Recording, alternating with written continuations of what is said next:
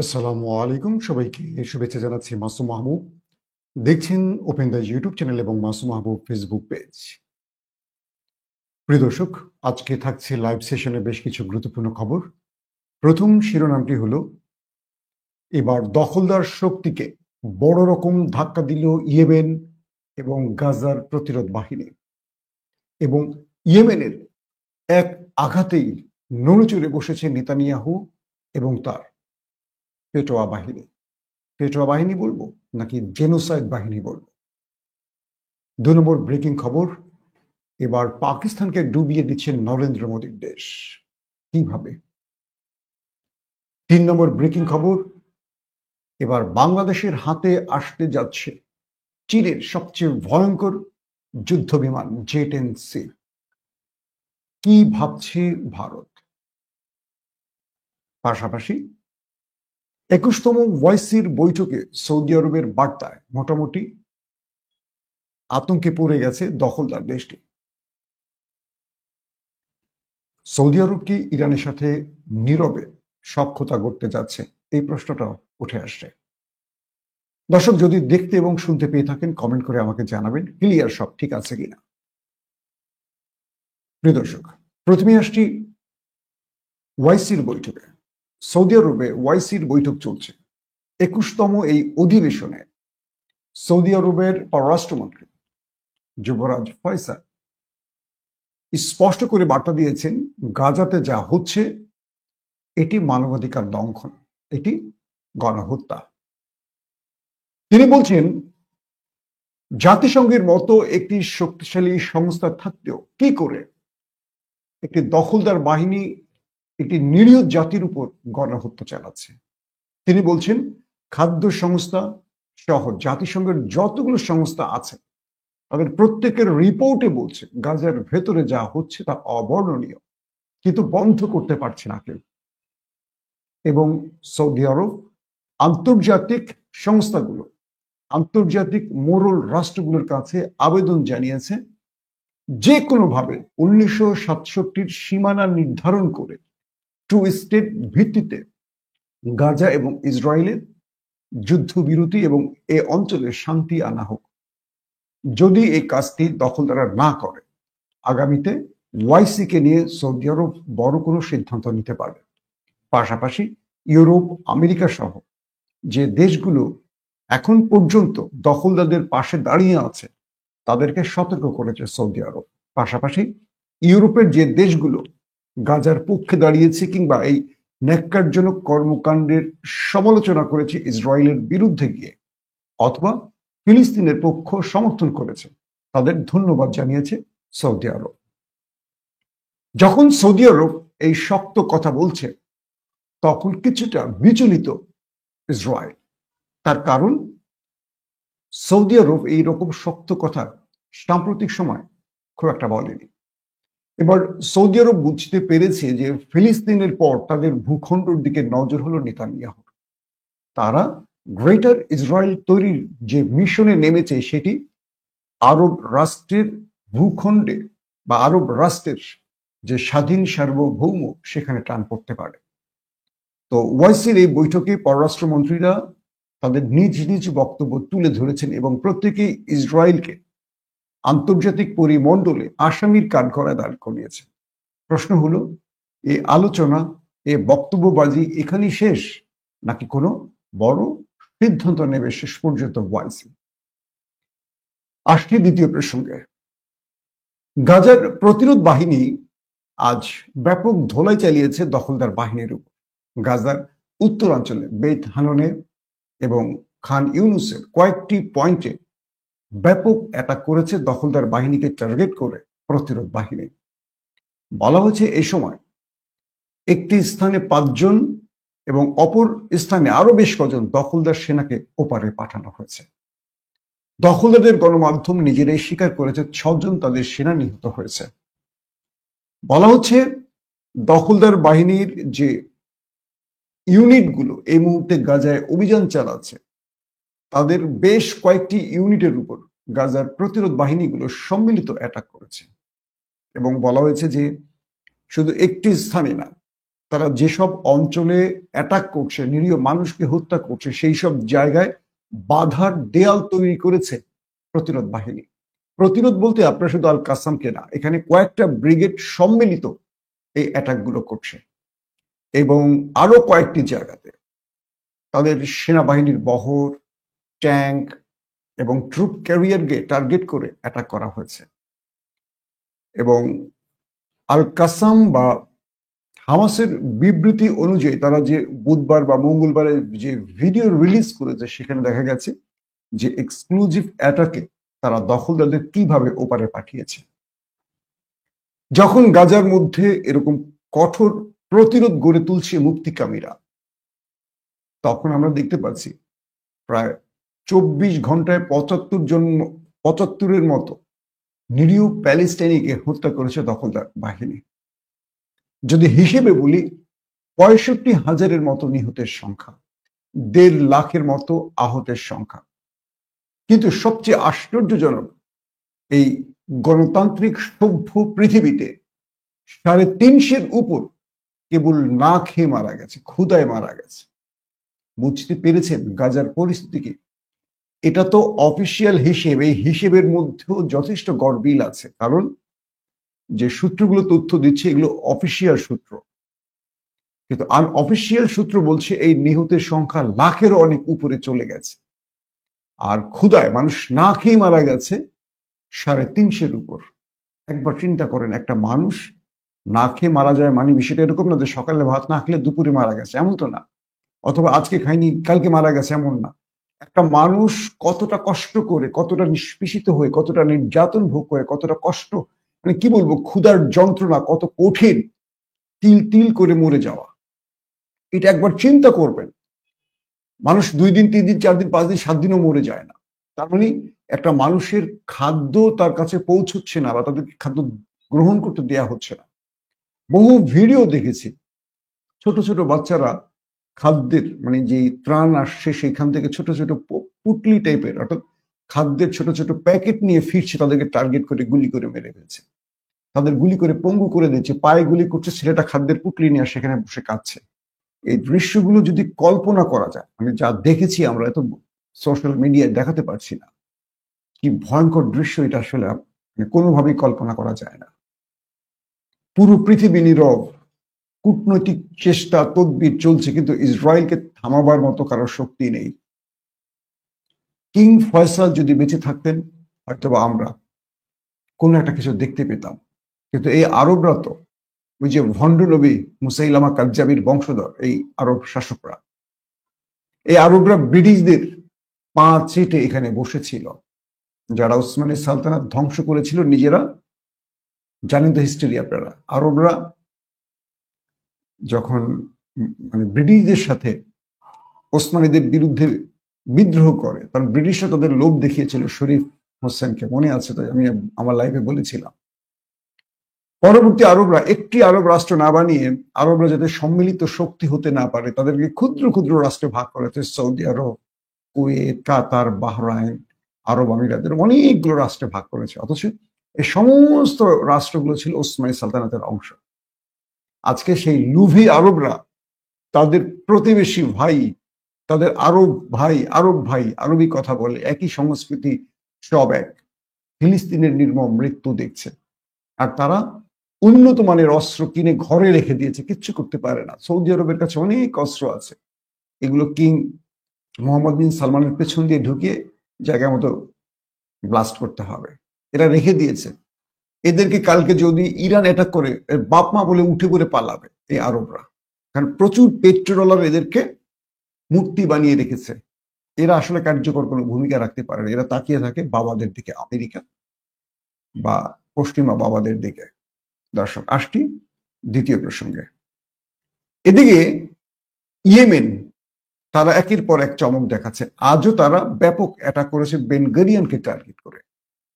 যখন Ben গরিয়ানের target করে, তখন সমস্ত কাপুরুষেরা টানেলের ভেতরে তাদের সুরঙ্গে গিয়ে আশ্রয় নেয়। একটা সাইরেন বাজে, আর তখন সব এই ভিতুর বাচ্চারা, কাপুরুষরা, হিংস্র পশুরা চলে যায় গর্তে। আজও তাই করেছে, একাধিক হিট করেছে ইয়েমেন থেকে, এবং তারা জীবন বাঁচাতে টানেলে ঢুকেছে। অনেকে বলেন যে নেতানিয়াহু নাকি উপরেই ওঠেন না, ফটো সেশন করার জন্য মাঝে মাঝে ওঠেন, ম্যাক্সিমাম টাইমই তিনি মাটির নিচে অফিস করেন। কত বড় সাহসী ব্যক্তি, তার কাছে রুহানি বার্তা এসছে গ্রেটার ইসরায়েলের জন্য, তিনি দাবি করেছেন। দর্শক, এই ইয়েমেন থেকে এই বিপ্লবীরা সম্প্রতি একটি চমক দেখিয়েছে দখলদার দেশটিকে। চমকটি হলো ক্লাস্টার বোমা। তো এই ক্লাস্টার বোমা পৃথিবীর খুব অল্প কিছু দেশের কাছে আছে, আমেরিকার কাছে আছে, ইরানের কাছে আছে, রাশিয়ার কাছে আছে, চীনের কাছে, এরকম। তো এবার ইয়েমেনের প্রতিরোধ বাহিনী দখলদার দেশটির বিরুদ্ধে ক্লাস্টার বোমা অ্যাটাক চালিয়েছে। বলা হয় এটি মাটি থেকে ৮,০০০ কিলোমিটার উপরে উঠেছে, ৮,০০০ কিলোমিটার। তারপর এটি টার্গেটকে লক্ষ্য করে ছুটে আসে। যখন এই টার্গেটে ছুটে আসে তখন এটার যে ওয়ারহেড, মানে একটি নির্দিষ্ট ওয়ারহেড না, বহু ওয়ারহেডে ভাগ হয়ে যায়। ধরেন ২০০, ৩০০, ৪০০, ৫০০ কম বেশি থাকে। তো একটি ক্লাস্টার বোমা যখন ৮,০০০ মাইল উপরে ওঠে, সেখান থেকে শত্রুর টার্গেটে আবার নিচে নেমে আসে। তখন শত্রুর টার্গেটে এসে এই ওয়ারহেডগুলো অজস্র ওয়ারহেডে ভাগ হয়, বিচ্ছিন্নভাবে বিভিন্ন জায়গায় কয়েক কিলোমিটার জুড়ে এটা ধ্বংসলীলা চালায়। তো ইয়েমেন এবার সেই ক্লাস্টার বোমা দখলদার দেশে বিস্ফোরণ ঘটিয়েছে। এটার আরেকটি সাইড এফেক্ট আছে। যখন এটি অ্যাটাক করা হয়, সবগুলো ওয়ারহেড বিস্ফোরণ হয় না, কিছু কিছু ওয়ারহেড ভূমিতে পড়ে থাকে, বিচ্ছিন্নভাবে পড়ে থাকে। ভবিষ্যতে এগুলো মাইনের মতো, মাটিতে মাইন পুঁতে রাখে না, মাইনের মতো বিস্ফোরিত হয়। অর্থাৎ যে দেশে ক্লাস্টার বোমাগুলো বিস্ফোরণ ঘটানো হয়, হিট করা হয়, সেই দেশ একটা লং টাইম প্রসেসে বিপজ্জনক আক্রমণের মুখে পড়ে। তো এবার ইয়েমেনের এই টার্গেটের পর দখলদারদের ঘুম হারাম হয়ে গেছে। তারা টেনশনে পড়ে গেছে যে এটি ইয়েমেনের হাতে আসলো কি করে। তবে দখলদারদের গণমাধ্যমগুলো বলছে যে এটি ইরান তাদেরকে দিয়েছে। কিন্তু সাম্প্রতিক সময় ইয়েমেন যে হাইপারসনিক ব্যবহার করছে, প্যালেস্টাইন 2 থেকে শুরু করে অনেকগুলো, এবং ইন্টারেস্টিং ব্যাপারে ক্লাস্টার বোমা যখন মেরেছে দখলদার দেশটির মধ্যে, তাদের 4 থেকে 5টি লেয়ার আকাশ প্রতিরক্ষা সিস্টেম এগুলো ইন্টারসেপ্ট করতে পারেনি। আয়রন ড্রোম, ডেভিড ফ্লেমিং, থার্ড এবং আরো একাধিক যে আকাশ প্রতিরক্ষা সিস্টেম রয়েছে দখলদারদের, সেগুলো ফাঁকি দিয়ে এই ক্লাস্টার বোমা ঢুকে গেছে দখলদার দেশের ভেতরে এবং ভয়ঙ্কর বিস্ফোরণ চালিয়েছে। এরপর থেকে নেতানিয়াহুর ঘুম হারাম যে ইয়েমেনের হাতে এই ভয়ঙ্কর বোমা আসলো কি করে, কতগুলো আছে, আগামী দিনে কতগুলো মারতে পারে তারা। ইয়েমেন বলেছে যতক্ষণ আমার ফিলিস্তিনি ভাইদের উপর হামলা চলবে ততক্ষণ ইয়েমেন পাল্টা জবাব দেবে। উল্টোই দেখেন, গত এক সপ্তাহের মধ্যে ইয়েমেনের সানা সহ কয়েকটি জায়গায় দখলদাররা ব্যাপক অ্যাটাক করেছে, ব্যাপক অ্যাটাক করেছে, অনেক মানুষও মারা গেছে। তারপরও ইয়েমেন থেমে থাকছে না। আর দেখেন, সৌদি আরব ওয়াইসি মিটিং করে শক্ত কথা বলে চুপচাপ বসে আছে। আর ইয়েমেন ছোট্ট একটি গোত্র, এটি রাষ্ট্রের কোনো বাহিনী না, তারা ফিলিস্তিনের জন্য জীবন বাজি রেখে লড়াই করছে। আসি এবার ভারত পাকিস্তান প্রসঙ্গে। একদিকে ভারত পাকিস্তানের মধ্যে যুদ্ধের উত্তেজনা চরম আকারে চলছে, এরই মধ্যে ভারত তার সীমানে থাকা সুইচ গেটগুলো, ড্যামগুলোর খুলে দিয়েছে। বলা হচ্ছে পাকিস্তানের ইতিহাসে 40 থেকে 38 বছরে এত ভয়াবহ ফ্ল্যাট দেখা যায়নি। পাকিস্তানের বিভিন্ন জোনকে ডেঞ্জার জোন হিসেবে ঘোষণা করা হয়েছে। বিভিন্ন জায়গায় বিদ্যুৎ ব্যবস্থা ভেঙে পড়েছে। অর্থাৎ পাকিস্তান তার জন্মের 40 থেকে 38 বছরে এত ভয়াবহ বন্যা দেখেনি, এবং অজস্র মানুষের প্রাণহানি হয়েছে, অজস্র হাজার হাজার মানুষের প্রাণহানি হয়েছে।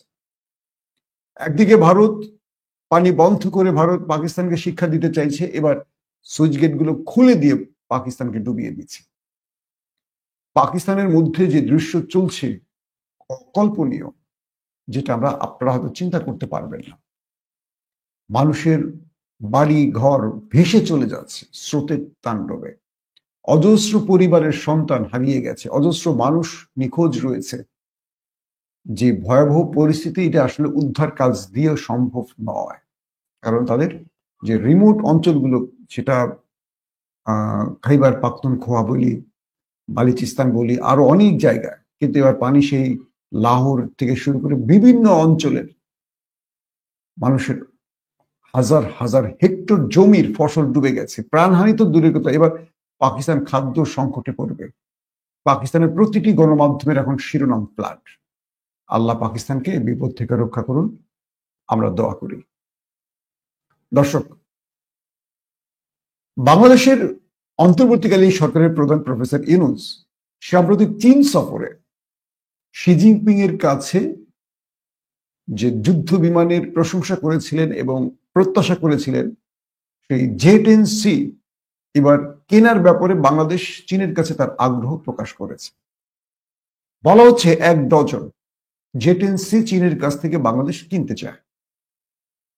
এই জে-10C কম বেশি আমার দর্শকরা জানেন, আমি অনেকবারই বলেছি, সাম্প্রতিক ভারত পাকিস্তান যুদ্ধে ভারতের 4.5 প্রজন্মের যুদ্ধ বিমান রাফায়েল এবং চীনের মিগ গ্রুপের যে সিরিজ যুদ্ধ বিমানগুলোকে ধ্বংস করেছে এবং রাশিয়ান আকাশ প্রতিরক্ষা সিস্টেম S-400 কে অ্যাটাক করে ব্যাটারি ধ্বংস করেছে এবং তাদের যে ব্রাহ্মস মিসাইল স্টোরেজ ধ্বংস করেছে, তার মূল নায়ক ছিল এই জে-10C। বলা হচ্ছে পাকিস্তান 24 ঘন্টার মধ্যেই ভারতকে যে রিটালিয়েট করেছিল, তার মূল অস্ত্র এই জে-10C, এবং এটির মাধ্যমেই 7টি যুদ্ধ বিমান পাকিস্তানের ভারতের 7টি যুদ্ধ বিমানকে ধ্বংস করেছে। যে 7টি যুদ্ধ বিমানের তথ্য মার্কিন প্রশাসনের প্রধান ডোনাল্ড ট্রাম্প নিজেই কালকে ঘোষণা করেছে।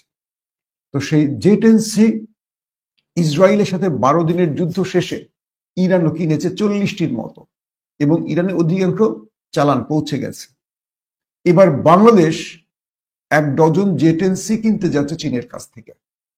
বলা হচ্ছে সাম্প্রতিক মাইলস্টোন স্কুলে যে ফাইটার জেটটি বিধ্বস্ত হয়ে অজস্র মায়ের বুক খালি হয়, এটির আমাদের রাষ্ট্রীয়ভাবে জনগণ এবং প্রশাসনে কর্তাদের মধ্যে চাপ সৃষ্টি হয়েছে। বহু বিমান পাইলটরা এই ধ্বজভঙ্গ পাইলট মানে বিমানকে নিয়ে আকাশে উঠতে চাইছে না জীবনের হুমকির কারণে। এবং দেখলাম এই মিগ সিরিজের বেশ কিছু যুদ্ধ বিমান ভারতেও বাতিল ঘোষণা করেছে, এবং গতকালকে সেই তথ্যটি পেলাম যে তারা আর এই বিমান নিয়ে আকাশে উঠবেন, এগুলো পরিত্যক্ত ঘোষণা করে দিয়েছে ভারতের বিমান বাহিনী। তো এবার বাংলাদেশ জে-10C তারা 1 ডজন কেনার ব্যাপারে চীনের সাথে যে চুক্তিগুলো করতে যাচ্ছে, আশা করা যাচ্ছে এই চুক্তির মাধ্যমে এগুলো বাংলাদেশে দ্রুত পৌঁছে যাবে। কিন্তু প্রশ্নটা হলো ভারতকে দেবে কিনা কিনতে, কারণ 54 বছর ধরে বাংলাদেশের কাছে মাত্র 2টো সিরিজের যুদ্ধ বিমান আছে, যেগুলো 90 দশকের আগে। আধুনিক যুদ্ধে মায়ানমারের সাথে বাংলাদেশ এই যুদ্ধ বিমান নিয়ে পারবে না। আমি দায়িত্ব নিয়ে বলছি, কারণ আমি অনেক পাইলটদের সাথে কথা বলেছি, যারা বলেছে পুরনো আমলের 2টো সিরিজ আছে। 2টো সিরিজ বলতে মানে 2টো গ্রুপের যুদ্ধ বিমান আছে, যেগুলো 90 প্রজন্মের আগে। এগুলো আধুনিক যুদ্ধ বিমান নয়, এগুলো 1-2 প্রজন্মের। আর এখন পৃথিবী 6 প্রজন্মের যুদ্ধ বিমান চালায়। তো প্রশ্ন হলো, ডক্টর ইউনূসকে এই মুহূর্তে ক্ষমতা থেকে সরিয়ে একটি যেন তেন সরকার চাইছে বাংলাদেশে কে? ভারত। যে জন্য বাংলাদেশের নির্বাচনের চাপ বাড়ছে, এবং তারা ইউনূস মানে ভারতের কাছে মুচলেকা দিয়েই আসছে যে আমরা যদি আসি, তোমরা যেভাবে বলো সেভাবে দেশ চালাও। জনগণকে বোঝাবো একটা, কিন্তু কাজ করবো আমরা, আমাদের কাজটা হবে তোমাদের ইচ্ছা অনুযায়ী। কারণ 54 বছর ধরে এই দেশে বহু সরকার এসছে, কেউ কোনো আধুনিক যুদ্ধ বিমান কেনেনি, কোনো যুদ্ধ জাহাজ কেনেনি। আমরা তো জানি ওপারকে অখুশি করে কেউ, এরা আসলে দেশ নিয়ে ভাবে না, এরা প্রত্যেকে চায় রাষ্ট্রীয় ক্ষমতা। কেন রাষ্ট্রীয় ক্ষমতা চায়? কারণ এরা চুরি করবে। বুঝেন নাই? এরা চুরি করবে। ধরেন নির্বাচন কেন প্রয়োজন? নির্বাচন এই কারণে প্রয়োজন, এখন যারা লুটপাট করছে লাইসেন্সবিহীন, নির্বাচন হলে লাইসেন্স সহ তারা চুরি করবে। এই তো পার্থক্য। এই দেশে যারা ক্ষমতায় বসে, কোন দল চুরি করেনি বলেন তো? অজস্র টাকার মালিক হয়েছে ক্ষমতায় বসে। ক্ষমতায় বসে এরা লাইসেন্স পেয়ে যাবে, এখন তারা লাইসেন্স পাচ্ছে না। এই লাইসেন্সটার জন্য নির্বাচন দরকার। প্রশ্ন হলো, ইউনূস সরকার যে চুক্তিটি করবে, সেই চুক্তি সবে আমরা কি জে-10C পাবো? বা এই মুহূর্তে ভারত বাংলাদেশের সাথে আবার সুসম্পর্ক গড়তে চাইছে যে কোনোভাবে, যেহেতু পাকিস্তান ঘন ঘন আসা যাওয়া করছে বাংলাদেশের সাথে, আবার দুই দেশের সামরিক পর্যায়ে আসা যাওয়া চলছে, বৈঠক চলছে। এখন পাকিস্তানকে ঠিক পূর্বের মতো আবার আউট করে দিতে, বাংলাদেশের এই জিও পলিটিক্স থেকে বের করে দিতে ভারত আবার চেষ্টা করছে। এই জন্য ভারত এখন পাগল হয়ে গেছে বাংলাদেশে ইউনূসকে সরিয়ে একটা তাদের পুতুল সরকার বসানোর জন্য। তো এই ক্ষেত্রে ইউনূস সরকার বুঝতে পারছেন যে তিনি যদি কিছু করে যেতে পারেন হয়তো এটুকুই কাজে লাগবে। তো এই JTC কেনার ব্যাপারে চীনকে বাংলাদেশ তাদের আগ্রহের কথা জানিয়েছে। এবার চীন তাদেরকে এটা দেবে কবে কি সেটা নিয়ে আমরা ডিটেল আলোচনা পরে কখনো আপনাদের জানাবো। কিন্তু প্রশ্ন হলো ভারত কি আদৌ কিনতে দেবে, বা আমাদের রাজনৈতিক দলের নেতারা ইউনূসকে কিনতে দেবে? কারণ তারা তো ফিফথ কলামের লোক, ভারত যা বলবে তাই করবে। তো ভারতের ইচ্ছা অনুযায়ী তো এগুলো হবে। প্রশ্ন হলো, আমরা স্বাধীন রাষ্ট্র, এই কথাটা আমরা প্রায় বলি 71-এ স্বাধীন হয়েছে। আসলে আমরা স্বাধীন হইনি। পাকিস্তান থেকে আমরা ভারতের কোলে এসে বসেছে। আর ভারত আমাদের যে ন্যারেটিভ শিখিয়ে দেয় 71 মুক্তিযুদ্ধ, 71 মুক্তিযুদ্ধ, এটাই আমরা আওড়াই। আর সেই আওড়ানো বিষয়গুলো দেখবেন খুব চেতনাশীলরা, আমাদের অ্যাডভোকেট ফজলু পাগলাদের মতো লোকেরা এগুলো আওড়ায়।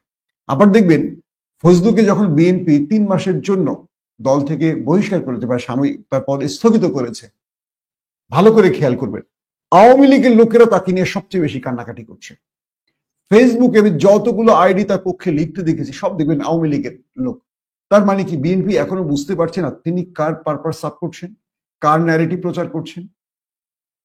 আর তাকে 3 মাসের জন্য সাময়িক সাসপেন্ড মানে কি নভেম্বরে তিনি আবার ফিরে আসবেন রাজনীতিতে, তিনি হবেন মুক্তিযুদ্ধ বিষয়ক মন্ত্রণালয়ের মন্ত্রী, তারপর তিনি আবারও সেই ন্যারেটিভ তৈরি করবেন।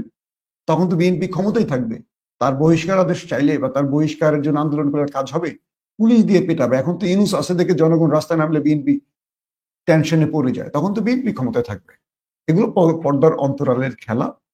3 মাস তাকে একটা মানে ম্যানেজ করা হয়েছে, তাকে একটা ম্যানেজ করে আন্ডারস্ট্যান্ডিং এর মাধ্যমে ম্যানেজ করে 3 মাস পরে নভেম্বর শেষ হয়ে যাবে, তিনি আবার শপথে আসবেন, তিনি নির্বাচন করবেন, দল থেকে বহিষ্কার হচ্ছেন না। এগুলো রাজনৈতিক খেলা। তো বিষয়টা হলো যে দেশের জনগণ দেশপ্রেমিক হয় সেই দেশের সরকার যে দেশপ্রেমিক হতে বাধ্য হয়, কথাটা মনে রাখবেন। আর যে দেশের জনগণ চোর বাটপারদের ক্ষমতায় বসাবে, হাসিনার মতো চোর বাটপার 16 বছর কি করে ক্ষমতায় ছিল? এই দেশের জনগণের কারণেই তো এখন পর্যন্ত আওয়ামী লীগের লোকেরা, আওয়ামী লীগের বুদ্ধিজীবী সাংবাদিক, হ্যাঁ, মনজুরুল আলম পান্না, এরকম বহু লোকেরা ফেসবুকে লেখে, ব্লগ করে, ভিডিও বানায়, শেখ মুজিবের জন্য কান্নাকাটি করে, শেখ হাসিনার জন্য কান্নাকাটি করে। তারা কি দেশপ্রেমিক বা তারা কি দেশের সন্তান? প্রশ্ন করতে পারেন। দুঃখজনক হলেও সত্য হলো এরা প্রত্যেকে রাজনীতি করেন পকেটের জন্য।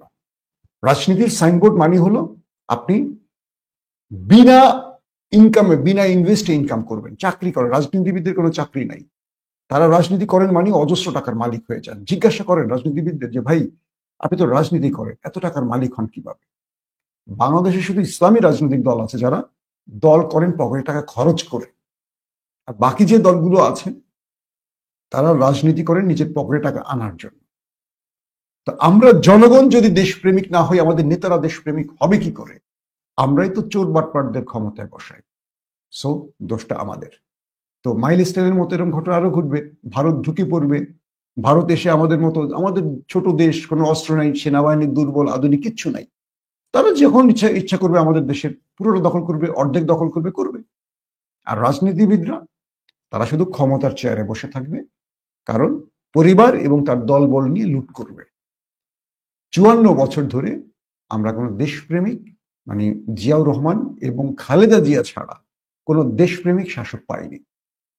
অতএব আমাদের ভাগ্য কোথায় নিয়ে যাচ্ছে আমরা জানি না। তবে JTC যে কথাটি বললাম, যদি ইউনূস সরকার কিনতে পারে এটি আমাদের জন্য একটা বৃহৎ অ্যাচিভমেন্ট হবে। কিন্তু ভারত তাকে এত সহজে কিনতে দেবে? বা ভারতের অনুষঙ্গ বা ভারতের প্রেসক্রিপশন নিয়ে যেসব দালালরা এদেশে রাজনীতি করে তারা কি এই সুযোগটি দেবে ইউনূস সরকারকে? আপনারাই কমেন্ট করে জানাবেন। আল্লাহ হাফিজ।